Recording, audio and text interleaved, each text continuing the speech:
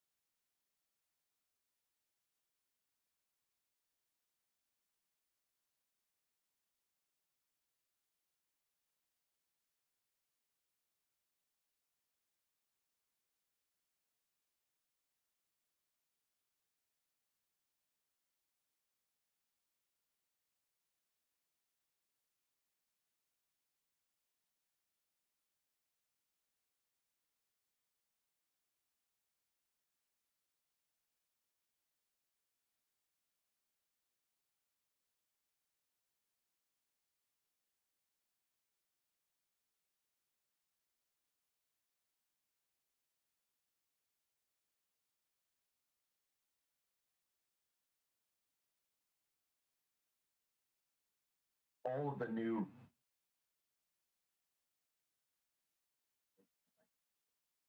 and our all potential talked about enough how dramatically puberty changes.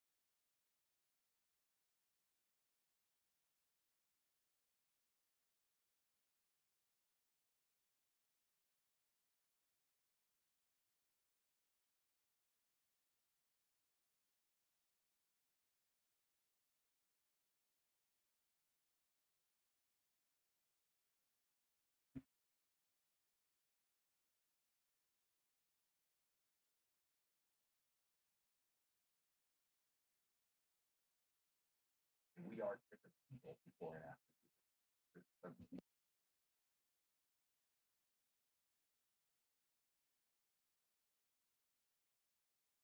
Not just through the lens of sexuality, but also expectation of what we are capable of, what we are responsible for or not responsible for, our learning capacity. I mean, puberty is like this, it's also the most rapid stage of aging in our entire lifespan. Wow, I didn't Those know kids that go home for the summer and then come back, like shaving, Yeah.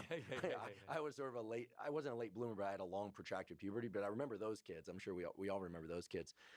Everything changes. And so I think prior to puberty, these seeds, as you've described them, of delight or of resistance to things, I think they are unadulterated. They're not contaminated Right. by the voices and expectations of others. And so I can see the challenge of reaching back to those as an adult. I wonder if this relates to something that I've heard you talk about before, although perhaps not as much as some of the other topics you've discussed publicly, which is the real versus the false sublime.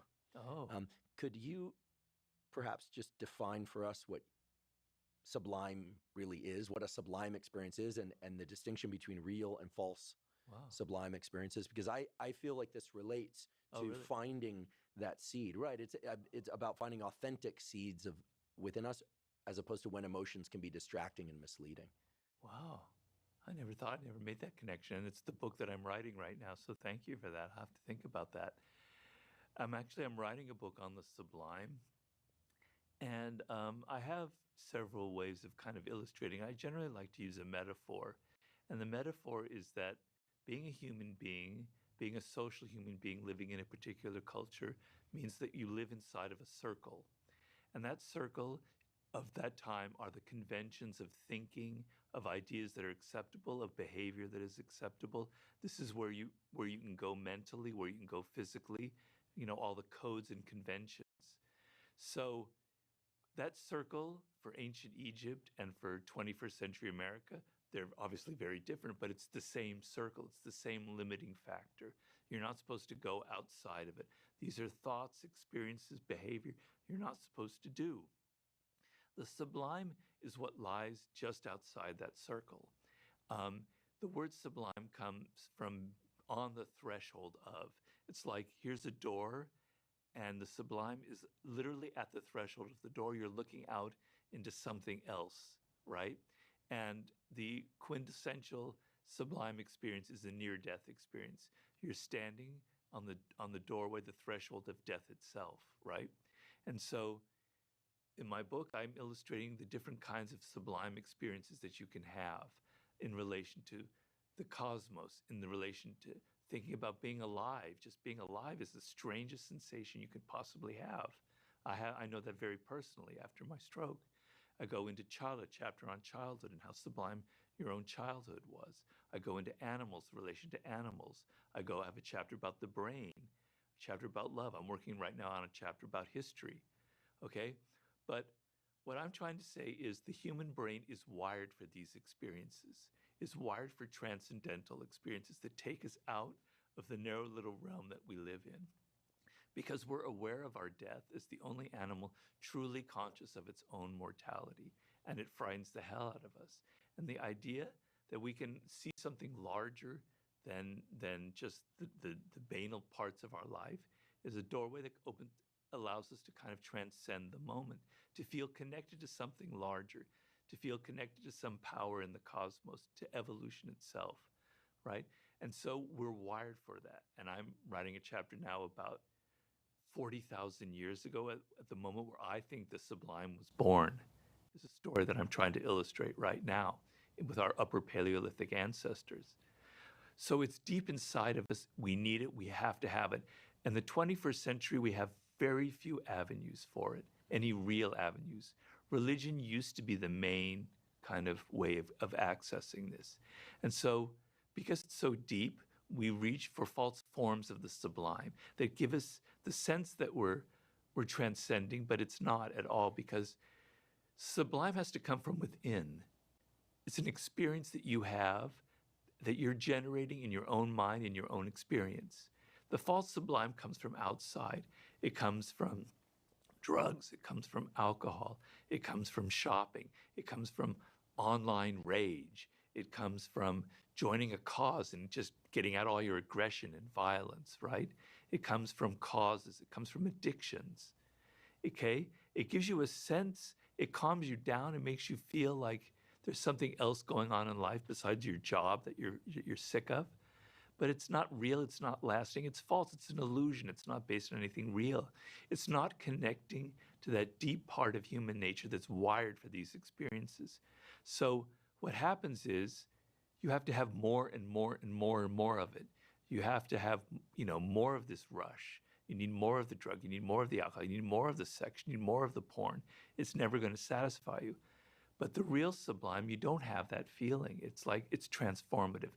Once you feel it, it lasts for you for the rest of your life. It's what Maslow, again, called a peak experience. So that's the difference between the false and the real sublime. I haven't quite connected it to what you were saying, but if I think about it, I think you're on something very interesting. I mean, maybe the connection I was trying to draw was doesn't hold, but yeah, for me, those early experiences of seeing things that just delighted me in a way that felt like that not only is, well, the thought process was a long time ago when something like, oh my goodness, I can't believe this exists. This is so cool. This is the coolest thing. And so clearly create an activation state within me. But then there was also a thought and a feeling of, again, a lot of this is sort of pre-verbal. It's not truly pre-verbal. I could speak at that age, but it was, that's of me and I'm of it, right? There's a connection there. And then it was, there's something to do about this. The activation state created in the body was, I need to learn more about this. I need to tell people about this. I need to think about this. I need more examples of this and see whether or not they're all like this, et cetera, et cetera. So certainly it meets some of the criteria of a sublime experience. Definitely. And I knew, again, when I was in graduate school and again, when I was a young professor about to transition to tenure, that I knew it was going to do something different. It was as if I was on the threshold of something, but I didn't know what that next thing was. But I could trust it because of that early experience of knowing that's the thread. Like I'm an amphibian. This is my environment. Yeah. And you're an amphibian too, right? Yeah. And we're different amphibians, but we're going to be amphibians together. Right. And there's a permanence to it. It does seem to transcend time. I'm obsessed with time perception, so I have to be careful not to go off on a tangent about that. Too. But the human brain's ability to fine slice or macro slice time is incredible. And it's been said of not just addictions, but also interactions with toxic people that they murder time, that humans have I think it was Jung, I'll look it up, but one of the great psychologists said something to the extent that addictive behaviors, thought patterns, substances are humans' attempts to murder time so that they don't have to address their mortality. Yeah. And that's always made a lot of sense to me. Yeah, we say kill time is our expression. Kill time through passive engagement, but also kill time through trying to get overwhelmed or overtaken by an experience or a substance. As opposed to when you're truly connected, you have that sense of flow, and 3 hours can pass by and you're not even aware of it. So time is a totally subjective experience. It can be extremely slow and tedious and you feel very depressed, or it can pass by, but it passes by without you even noticing it, and it's a wondrous experience, When I'm deep in my writing, I'm not aware of the time passing. I'm so involved, I'm so immersed. It's a deeply, deeply pleasurable experience of time. It is sublime. And yeah, so I agree with you. I think your distinction is very interesting. I'm eagerly awaiting your next book, but we won't rush you. Well, I'm so immersed in it that I could talk for hours, because I also have a chapter in there about what I call the daemon, which is like that voice inside of you that speaks to you. And I'm writing a whole chapter about how sublime that is when you connect to that voice. So you are spot on. There is something very much connected to mastery in this book, but it's the next chapter that I'm writing. Fantastic. I can't wait. I can't wait. I'd like to shift slightly to a topic that you've written extensively about, which is power. And not just power, but also seduction, which you've written extensively about. And of course, you've written about finding one's purpose. So tell me if the framework that I've just given myself liberty to create is an accurate one. And if it's not, I'm hoping that it's not in perhaps some interesting ways. So to me, you talk about, and we will talk about, power as a resource. It's something that it's there as a resource. It could be used or not used. And I think of seduction as one form of exchange between an individual. So there's a verb associated with seduction. Power, I'm thinking of more as a noun in this context. You're the word guy. And then, purpose is really about finding like to what end or ends one is going to devote power, seduction, and the other forces that allow human beings to interact with each other in the world. But power as a resource that can be expressed in different ways and accessed in different ways. Maybe we could just explore that a little bit, because, when we hear the word power, I think a lot of people kind of brace themselves, like, here we go, someone's going to try and have power over me. This is about manipulation, and so on and so forth. But I learned pretty early on that every career endeavor, there are power dynamics. There's mentor-mentee. There are teachers and their students, and both have power. In romantic relationships, there's a power exchange. There are yeses and there are nos. There are maybes. There are covert and overt contracts. Yeah. I'll do this because I want to. Right. You'll do this because you want to. Great. Sounds great. Overt contract. There are also covert contracts. Well, I don't feel safe doing that. So what I'll do is I'll take something from the interaction that you're not aware of, so that I can sort of ease my sense of danger and give myself the illusion of feeling safe, and all sorts of kind of complicated human dynamics that have to do with us having this forebrain thing that can do all of that gymnastics. So maybe we could start very simply by just saying, how would you define power in terms of its functional definition, like in interpersonal relations? And then why do you think power is so essential to all relationships? That's really what I'd like to get to. Why is it so essential? Why couldn't it be something else? Well, the way I define power is I try and take it away from that kind of negative context that most people have and that you brought up. And I bring it to something very primitive and very primal. The way the human being is wired, the feeling that we have no control over our environment, and in the earliest period, it was literally over our environment and wild animals and nature and the climate, etc.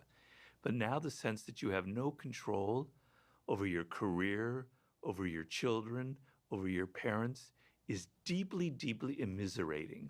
And it compels us to act in certain ways, either attempts to find positive ways of power or doing what you call covert ways of getting power, passive-aggressive, traditionally passive-aggressive means. So it's deeply wired in us to want a degree of control over the immediate environment and immediate events. We can never have complete control, and the idea of having complete control is nonsense, and it would actually be very ugly, because you want a degree of letting go and letting circumstances come to you, et cetera, et cetera. So the sense of you want to feel like, with other people and relationships, that you can influence them, that you can move them in a certain direction, either to get you to love you and treat you better, or either to stop annoying, irritating behaviors, or either to, wake up and find and do productive activity if it's your children, etc. You want to have the ability to influence people, to move them in a certain direction, either in your interest or in their interest, right?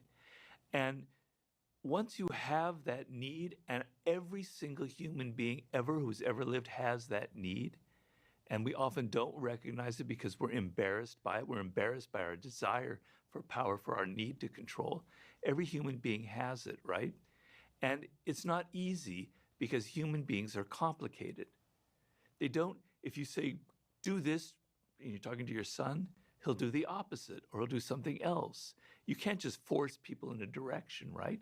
By being overt and telling them this is what you need to do, you create resentment, you create an enemy. They may say, yes, daddy, yes, husband, I'll do what you say, but they're going to resist you deep down inside, right? So people are tricky. They wear masks.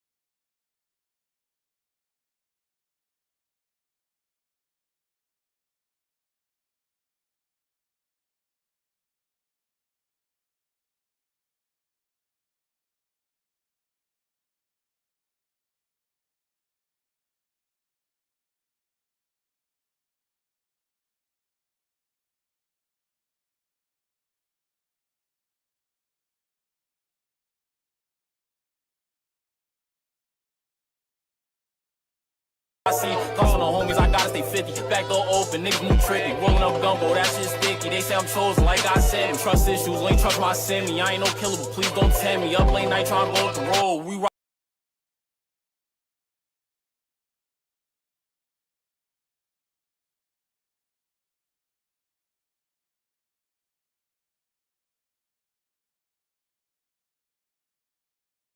Y'all dick huggers, like, from now on, if you hear me say you hugging, you know what that mean, right? Niggas out here hugging. Y'all little niggas ain't even dick riding no more. Y'all dick huggers, like.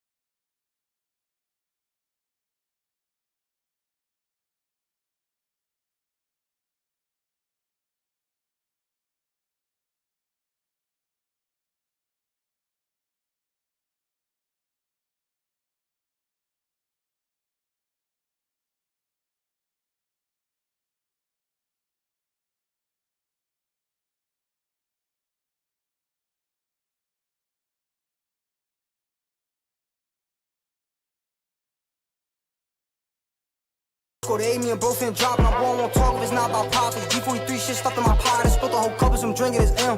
Like fuck it, I'll drop it again. If she tryna slide, she bringing a friend, then I'll call mine, he bringing a gem. Like hate, I'm in love with these pieces. Get back when you tryna get even. We hop at the V, me and bro get the squeezing. Walk down, head tap, new season. Niggas be humble, shit get hot. Ain't got no drugs while you playing that block. I might pop me a Rocky. Go to A, me and bro fin drop, and I'm born won't talk if it's not about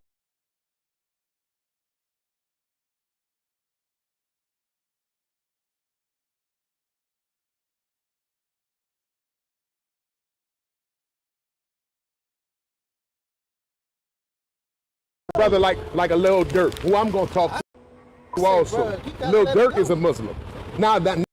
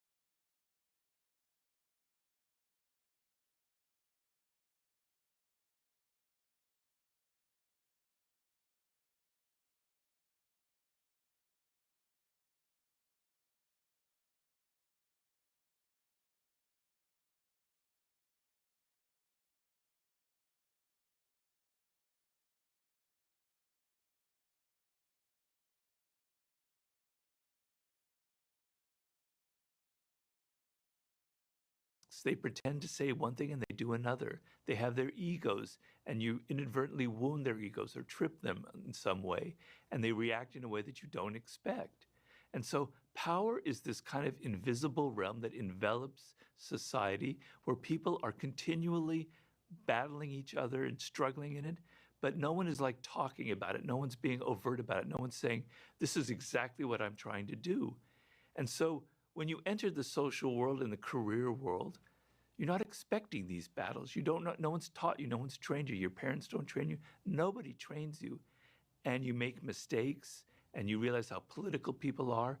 If you're a sharky character, and there's a certain percentage of them, you realize, wow, I can deceive people, I can manipulate them, I can get what I want, I can pretend to love them, and they'll fall for me, and I can do all this other stuff. But for most of us, the 95% of us who aren't sharks, and I'm including myself in that category, it's very, very disturbing to suddenly enter that world and see all of that invisible power games on that no one's given you any advice for or helped you. And so take it out of the realm of it's just about trying to dominate the world and manipulate and exploit and abuse. It's something inside of you. You have this need, and your suppression of it will only make you come out in passive ways, and you won't be able to control certain things. If you want to move people, if you want them to follow your ideas, if you want them to be more aligned with your politics or your ideas, you have to be subtle. You have to learn psychology. You have to learn certain aspects of how to almost move people without them realizing in certain directions, which is like the art of seduction. And if you're not interested in that, if you're just going to tell people what you think and what you're going to do, that means you're not interested in practical action. You're not interested in results. You're just interested in venting your own frustrations or your own anger. So learning the subtle little dynamics of power is extremely essential because we're a social animal. It doesn't mean that you're going to get dirty, that you're going to suddenly go out there and manipulate the hell out of people. Most of the 48 laws of power is about defense, but how to defend yourself from the sharks about there, how to defend yourself from making classic mistakes, like outshining the master, like talking too much, like arguing with people instead of demonstrating your ideas, on and on and on. It's not an ugly thing. It actually makes you a better social individual. So that's how I like to frame it. It's very interesting. I think as a young guy growing up, it was so important to me to know where I fit in with my friend group. And I didn't think of it so much as a hierarchy, nor when I was in my academic studies did I think of it as a hierarchy, even though it was, clearly was, right? So much as the goal was to figure out where was my unique slot that I could do the most good for myself and others. Right. You know, kind of finding my spot. I don't want to say on a shelf because that it gives an image of something vertical, but you know, let's make it lateral, lateral arrangement of different people with different strengths, different life purposes, trying to figure them out. You know, where should I be in order to express that and also feel connected to others?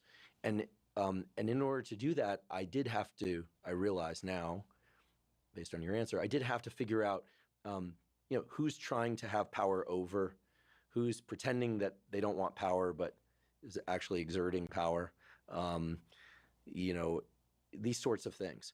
And there's an incredible peace that comes from knowing that one is in the correct place, both profession, interpersonally, in relation to oneself, but also in the context of one's peer group. It's kind of knowing, yeah, this is where I belong. Because trying to gain power when one is trying to move to a position that isn't right for them or in a way that isn't right for them just seems so energetically costly. Yeah. Seems like a waste of a life, frankly. Right. You know, trying to gather resources simply to have them, to give the illusion of power, but then being afraid of losing them just sounds like a recipe for misery, as you pointed out. Yeah. You know, whereas figuring out where am I most powerful in the benevolent sense of the word, that seems like a good pursuit. Well, it's connecting up to mastery again and finding your life's purpose. You know, I knew when I was young that I couldn't exert physical power because I was a skinny little runt, and I wasn't bullied, but people would kind of pick on me, et cetera, et cetera. So I veered towards intellectual pursuits where I could have power. And in the end, you might have been a jock and you might have done well in high school, but haha, look at me now. I'm not saying that it's a beautiful thing, but that's part of human nature, the desire to actually, prove yourself and find that niche that you belong to, so you don't have that kind of that sense of inferiority, which Alfred Adler, the psychologist, describes very eloquently. So a lot of it is kind of compensating when you're a child for things that are your weaknesses and finding what you're so good at that you do have that power and people can't bully you, right? And you're like now a famous neuroscientist, whereas they're like, who knows what they're doing kind of thing. So power definitely is connected in some way to that inner sense of what you were meant to do. And you feel it with the ease and the connection that comes from it, right? So I can honestly say that my dislike of working for other people and office politics and egos, I now have an existence where I don't have to deal with any of that. And I'm so blessed, and I wake up every morning and I pray to God, thank God I found this, because it's the perfect lifestyle for me. And can be accurately described as an intellectual beast. So it's which is like a compliment, right? We hear the word beast and we think a ferocious beast trying to harm others. But I'm happy being a beast. Yeah, and so I think finding where we can be a beast, and for some people that's painting or gardening or whatever it might Sure. be. I think is again ties back to these issues of or this quest for mastery. Seduction is also a very loaded word, right? It's even more uglier than power. Because seduction kind of drips with the idea that somebody is tricking someone else into doing something that they otherwise would not want to do. But seduction is both our propensity to do it and to have it done to us is hardwired into our nervous system and has a lot to do with the hypothalamus and a bunch of other areas that I won't bore us with the nomenclature. But seduction, to me, implies some sort of exchange. I suppose we could seduce ourselves through denial or convincing ourselves that of something. But more often than not, when we talk about seduction, we're talking about an interaction between two or more people. So what are some of the core principles of seduction? And if you care to play anthropologist a bit and a neuroscientist, I would invite that. Why do you think we have neural circuits in our brain that allow us to seduce and be seduced?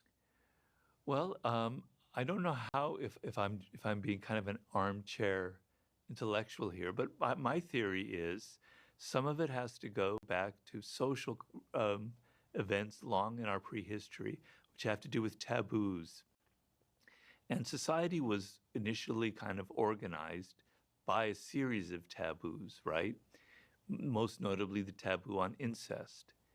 And what happened, this is just not my theory, it's the theory of the Malinowski is how I pronounce it, is that the moment a taboo enters the human brain, like you're not supposed to sleep with this woman, the desire arises inside of you to actually sleep with that woman. The sense of no, the sense that this is prohibited, stirs the desire, stirs the contrary impulses in humans. And we can be very, perverse creatures, right? So if you've ever tried to suppress a thought, you realize that it keeps coming up. It keeps coming up. You can't suppress it. Don't think of an elephant, Andrews. Whatever you do, don't think of an elephant. You're thinking of it because you can't help it, right? The idea that you're not supposed to desire this person stirs that actual desire. So I believe the sense of something being taboo and transgressive is the ultimate kind of origin of our desire for seduction. But seduction involves vulnerability. It involves somebody gets inside, somebody gets under our skin, right? And to do that, we have to let them in. So the person being seduced is in some ways, to a degree, complicit. Because if you just put up a wall and you said, no, I'm not going to be seduced, nothing will happen. But you have a vulnerability. You're letting that person into your psyche, into your inner space. The paradigm for that is early childhood. So, Freud talks a lot about this. So I don't know if people still believe in Freud anymore. I but, certainly do. Okay. Absolutely. But Genius of both psychology and physiology. Wrong about a lot of things, did a lot of things he shouldn't have done. Let's acknowledge that. I think everyone would agree that sleeping with your patients and being a cocaine addict, bad ideas. But at the same time, he had an absolute, like near supernatural levels of insight and brilliance into human nature. Did he sleep with his patients? I believe he did. But if I just threw that on him without him doing it, then, forgive me. He certainly had emotional attachments to his patients that he shouldn't have had. I don't know if he slept with them. He very well might have. But his idea was that the child is seduced by the parent. You're in an extremely vulnerable position, right? Your life depends on them. And they're seducing you with their energy. You're letting them in, right? And that kind of creates a pattern for the rest of your life.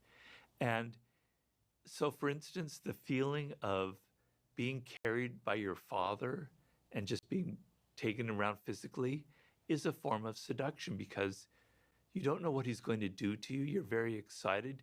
You want that surprise, right? And to me, it's related to the seduction of a story. Stories are very seducing to us. We don't know where they're taking us. We don't know what the next chapter is, what's going to happen to this character or not. The surprise lowers our resistance and opens our mind up to what's going to happen next. Is a form of seduction. Fairy tales, the stories you were reading as a child, your interactions with your parents, they're deeply, deeply ingrained in you. You cannot be seduced unless you are vulnerable, right? And so I like to switch it around and get out of the negative connotations. Being vulnerable is actually a positive trait. I think a lot of people now in the world today, because things are so harsh and invasive, that people have become too invulnerable. They don't want to let anything in, right? And this now infects their relationships with other people. They don't want to be influenced. They want to be strong inside of themselves. They're afraid of giving in to the other person, of surrendering to their influence. But it's actually a delightful feeling to surrender to the power of another person and then reverse that charge and have them surrender to your power. So when I'm reading a writer, and sometimes they completely seduce me, like Friedrich Nietzsche is one of my favorite writers. I let go of everything. I let him enter my brain, and I'm completely seduced. I let him lead me along. But then I encounter writers that I don't like at all. I'll mention one, it's probably not a good thing, but Steven Pinker. I don't like Steven Pinker. I find him really annoying, okay?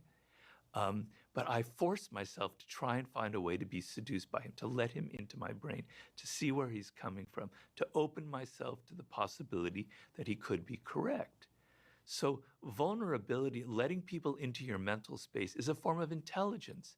It's a kind of an emotional and an intellectual intelligence. And forgive me for interrupting, but I think it also implies a level of confidence, because empathy, or allowing oneself to be vulnerable to the point where you're seduced by something, by definition, if you're choosing to do it, implies that you also have the confidence that you can get back to yourself afterward. Of course. Right? That you're not going to get lost in the circumstances. That you're not going to be hijacked to the point of no return. Right. Or in some way that's detrimental to you. That's right. So it's I'm sounding really nerdy here. It's collinear with confidence in many ways. Sure, like take my mind and take it where you will, because I know I can come back at any time. Right, right. And the same thing in a physical seduction, in a romantic sense, right? You're opening yourself up to the charm, to the energy of the other person. But if they start displaying dark energy and you see that they're abusive or something is wrong, you have the ability to retreat. Well, there it gets tricky. It gets very tricky. Well, because the attachment systems, which are also rooted in childhood, oftentimes can overwhelm one's ability to recover oneself. How many, if I had $1 for every time someone that I knew in my life saying, like, I know they're bad for me, but I just can't, we just can't seem to disengage. Like that, you hear about that all the time. I mean, you see court cases about this that are public, and you just go, why didn't they just walk away from one another? Well, because once those attachment systems are locked in, it almost becomes, and here metaphorically speaking, like a parent-child relationship. Like you can't suddenly decide your parents weren't your parents, right, simply because you know better now. right? You are forever stricken with the reality that they were and they had an influence. And I think that that attachment system is a force that tugs pretty hard. Yeah, and a lot of women have written to me since The Art of Seduction, sort of saying that their boyfriend or husband was applying some of these tactics on them, and it was very painful, and they were kind of a little bit angry at me for it. But then they kind of realized that they didn't learn it really from my book. It was already kind of wired in them. But that reading about these tactics and these strategies actually helped them to recognize what their husband or boyfriend was doing to them, the manipulation and the games that were being played. Do men write to you and talk about the seductive adornments that women have used to bring them into relationship as well, or are you typically hearing from women? I mostly hear from women complaining about men and how they've abused them and how they used some of the strategies. I don't deny have a slightly nefarious edge to them, because I didn't want to write a book about seduction that doesn't have that taboo element, because I say seduction involves the taboo, and I didn't want to censor myself. But female to male seduction clearly also exists. Very much it's so. less often. I acknowledge that it's less often is it physically abusive, but I mean, from an early age, both boys and girls, men and women, are coached by society on the sorts of seductive tactics and adornments, right? I mean, everything from makeup, perfume, hairstyles, cars, watches, jewelry, expression, power displays of any kind. I mean, that stuff, the world's filled with that stuff. Yeah, but men are generally kind of happy when a woman seduces them, right? Unless they're after their money or something like that, which happens. But generally the sense, I talk about this in the first chapter about sirens, which I say is the quintessential archetype of the female seductress, the kind of half human, half bird creature on a rock, singing so beautifully that you have to jump in the water and then they kill you. And so the idea is that men want to let go, because men have to be so in control, so powerful. They have to project this image. They have a secret desire to let go and be almost dominated by a very powerful woman. A lot of men have that. And I talk about some of the most powerful men in history: Julius Caesar, Mark Antony, Joe DiMaggio, all these men, very masculine men who've fallen for very feminine, siren-like women and been completely dominated by them. And they actually kind of enjoy the process, because it's like a sense of, I can let go. I can enter this totally sensual physical world, and it's extremely pleasing. It's like another realm outside of my kind of cold, masculine world, So I don't really get men complaining too much about women who've seduced them, honestly. It's usually the other way around. I'd like to take a quick break and thank our sponsor, Inside Tracker. Inside Tracker is a personalized nutrition platform that analyzes data from your blood and DNA to help you better understand your body and help you reach your health goals.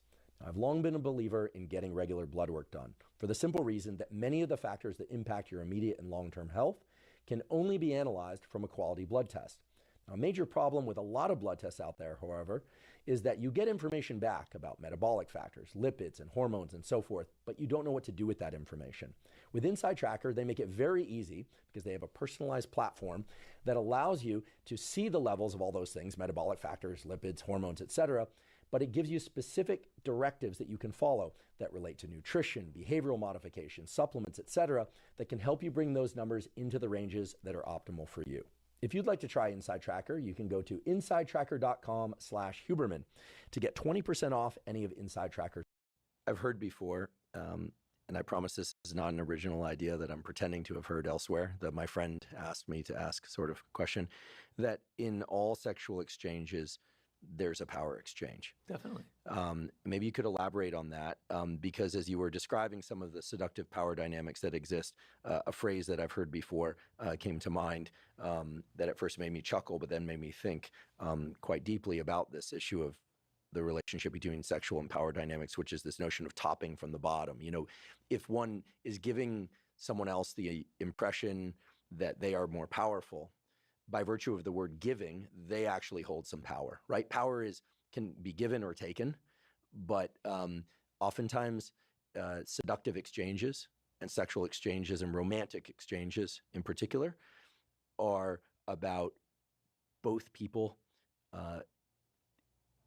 buying into a temporary illusion. Let's pretend that you're in charge when actually I'm in charge. Okay, but I know that you think that you're in charge. Okay, let's just pretend none of that exists and just do X, right? And I think this is another example of covert contracts. And it's one that actually can potentially create a lot of problems post hoc, right?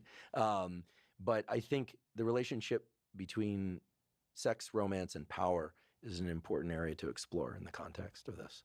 Well, I wrote The Art of Seduction with the idea that it was an art invented by women. It was invented by women who had no power, essentially, socially, politically, in any sense of the word, in domestically, right? But the one power that they could wield over a man was